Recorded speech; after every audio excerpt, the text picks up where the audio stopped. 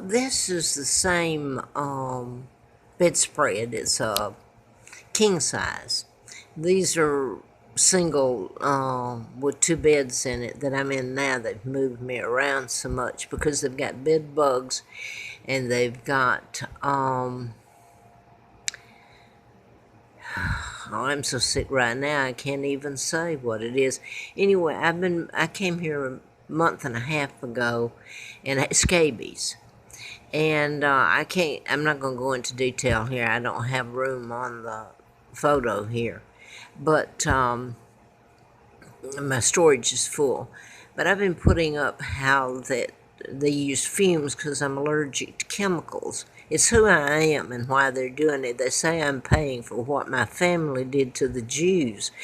I'm allergic to chemicals, so I've been run using chemicals and kept homeless.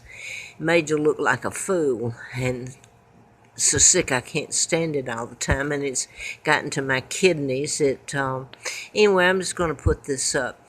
I came here and I ran from the Patels and Shaws, who are friends with people in the Justice Department and Judicial, which are former governors here. Well, Goodlat's one, he's not a former governor, but you start naming these names and you get in more trouble by telling the truth than you ever were.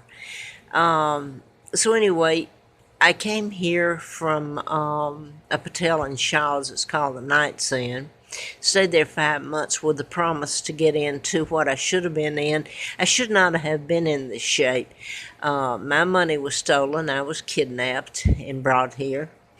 When I was 2 years old, 1941, I put all this up. So I shouldn't, all my money was stolen. And my kids tortured when I had them. I don't even know where they are. I can't get an attorney, and I've put all this up. And I'm 78 years old. Now then, they not only run me with fumes, they added to it the scabies and people don't want to admit here in this country what their country are the ones that are really terrorists. It's how they've done this. I didn't get the apartment that at Richfield that I was promised. I stayed there for 5 months, and I wouldn't have. I would have left. It was so bad. But then where am I going? I've resorted to camping, and I'm run from there by soaking in the wood and burning it in formaldehyde, and everybody around here knows it.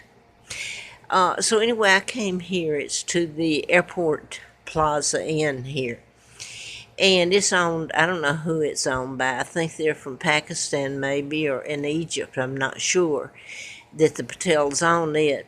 But when I came in here a month and a half ago, I had the scabies, but I'd finally gotten them. Anybody that's had them knows how horrible it is.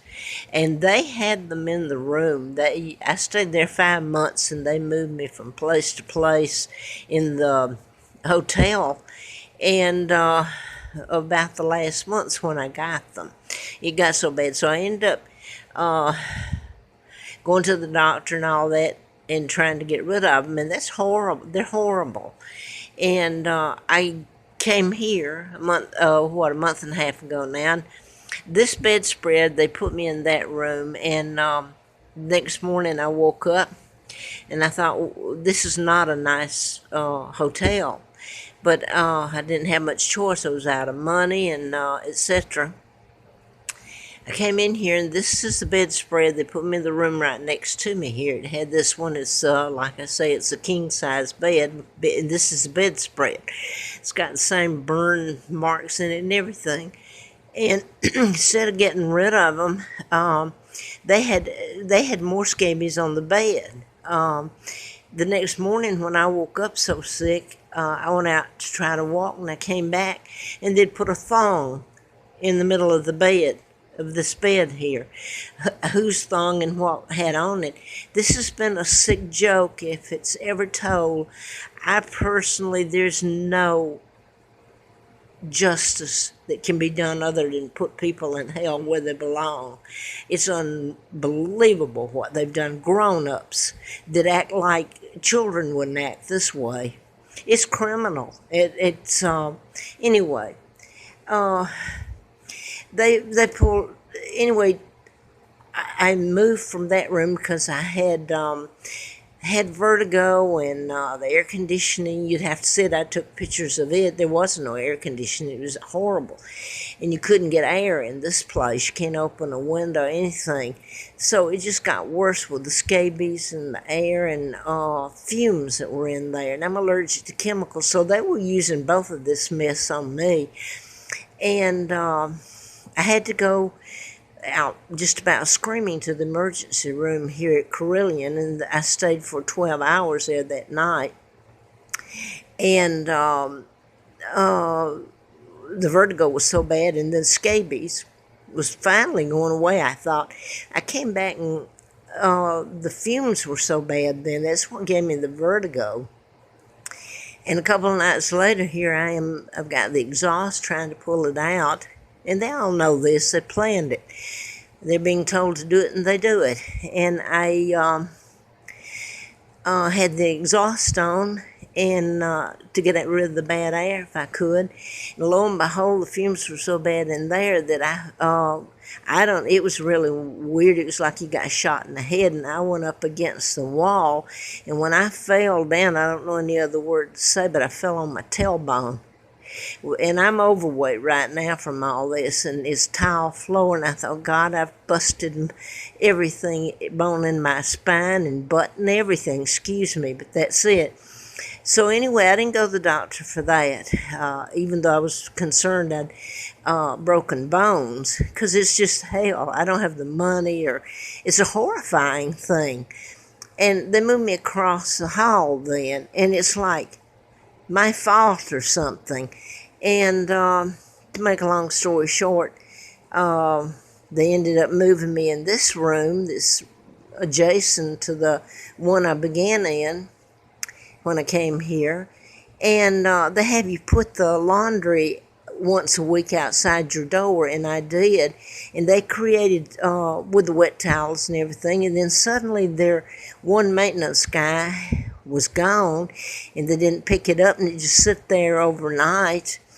And they told me when I called them that the laundry was closed, and that he had to go get his license. The maintenance guy did, like they don't have anybody else here to do it.